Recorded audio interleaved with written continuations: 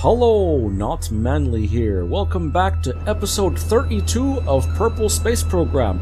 This is Sentinel-1, which is going to track asteroids coming inbound. We have that Sentinel infrared telescope aboard, and we have a contract to get this craft into that orbit between the orbits of Eve and Moho. And now that the craft is there, the orbit line for the contract has disappeared because we are lined up with it, no problem there. And let's check that contract, make sure we are actually meeting the parameters of that contract. Oh, there we go. Sentinel get back here, contract. Come on, there we go.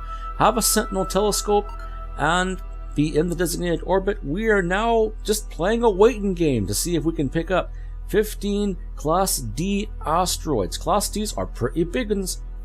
And there we are. We are mapping Eve. And now all we gotta do is wait. In the meantime, Sentinel-2 is on its approach to Moho. Where is Moho? There it is, just down there. There we go. A little brown potato in space. And there we go. We got our high space science above Moho. While we still have plenty of sunshine, we're going to pass in Moho's shadow. So we want to transmit this while we have access to solar power. But this close to the sun, we have got an excess of solar energy. We should have no problem transmitting all of these. There we go.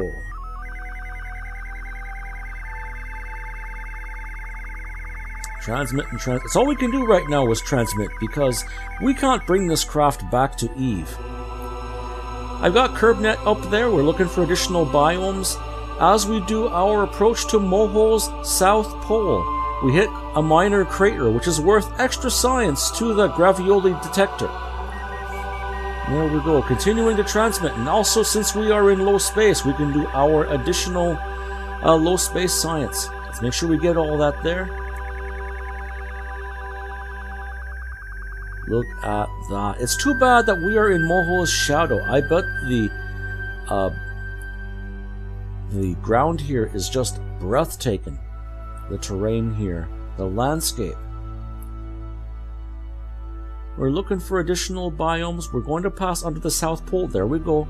Let's transmit that out there. We got plenty of electric power, and we can wait on transmitting the rest of our low space science once we are out of Moho's shadow. And there we go. There's the sun. Here comes our electric power one more time.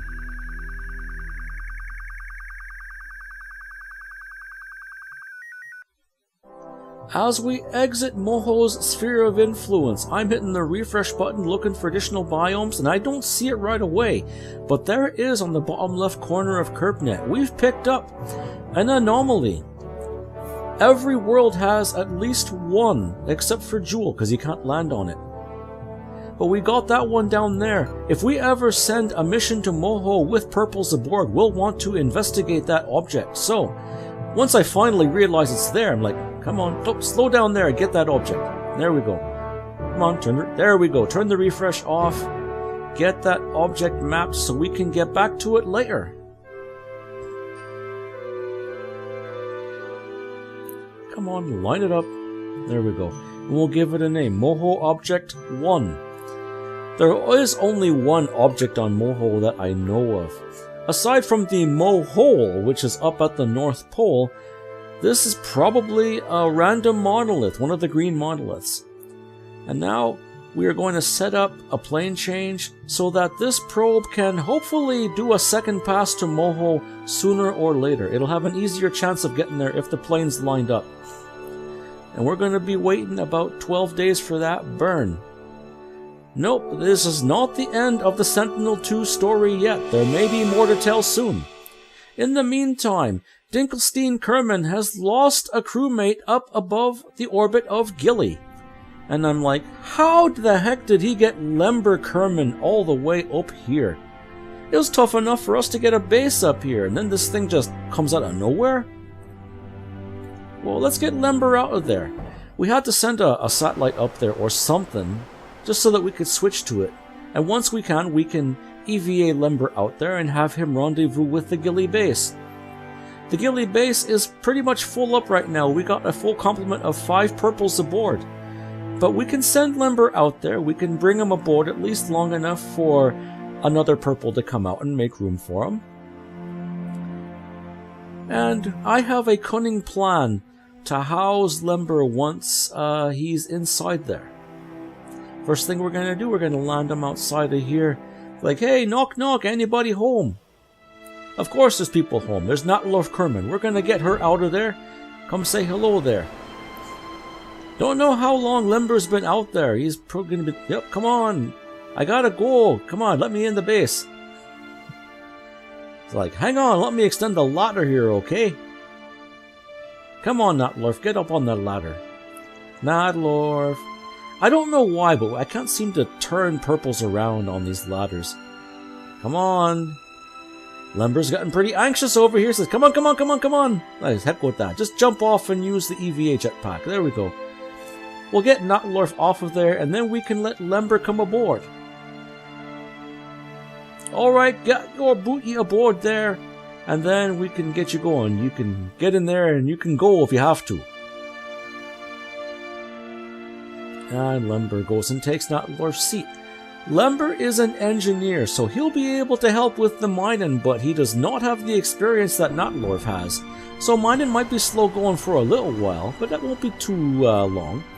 We can promote him right away. There we go with the science lad. Level up crew. Come on. And now Limber is up to a level 1 engineer. So we've got that. Now where are we going to send Natlorf if we got Limber in her space? Well, remember that lander we left up in high Gilly orbit when we first got there? There it is. The Gilly lander, once used by Bob Kerman, now practically a museum piece, is going to be a temporary home for Natlorf Kerman while we arrange to get Limber home safe. Now, if you also recall, we didn't leave any fuel aboard this little craft, but that's okay. Once we get Natlorf aboard, we'll be able to fix that problem up real soon. Look at that. A museum piece by now. If we could somehow bring this back to Eve, I bet people would pay lots and lots of funds to come and see it.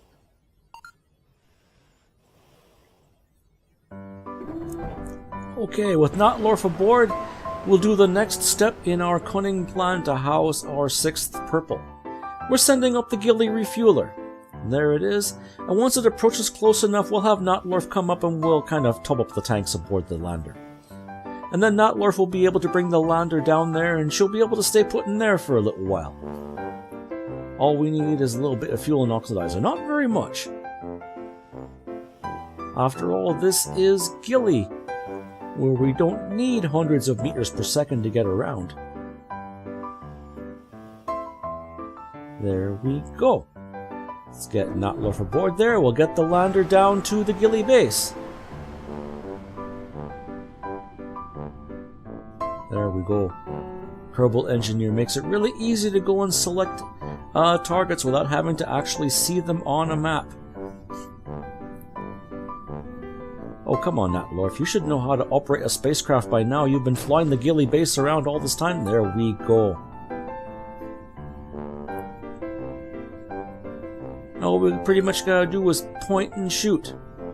Because the gravity above Gilly is so low, you can pretty much brute force all these maneuvers. Here she comes. Hang on, guys. Keep that base open while I come back home safe, okay? Steady. Uh-oh. See, Natlorf, if you go and leave it alone, look what happens. Well, good thing we had a save just before that, because I was able to load that up, and we had Limber turn off all the mining to not generate so much heat. And there we go. Natlorf is now landing safe, and she's going to kick Limber out of his seat so that she can get back to work. Don't let the base explode next time, Lambert. Not impressed with you. And all we got to do is let this little lander settle down nice and safe. Now the docking ports don't fit, but that's okay. We got the Gilly refueler. We'll be bringing that back soon. And speaking of the refueler, there it is. Now this time I'm actually going to make use of Kerbal Engineer to target the landing. There we go. There we go, right between all 3 of those objects. Can't get much more precise than that. Nice gentle touchdown. And then everything is back together in one easy to access place.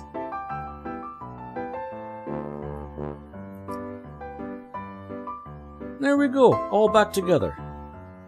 In the meantime, the science that we earned on our flyby of Moho is more than enough to get our last explodium-breathing engine that we need. The Lucifer dual-mode engine. Look at that. That is the Eve analog of the Rapier engine, and it will give us a chance to build our Mark III spaceplane.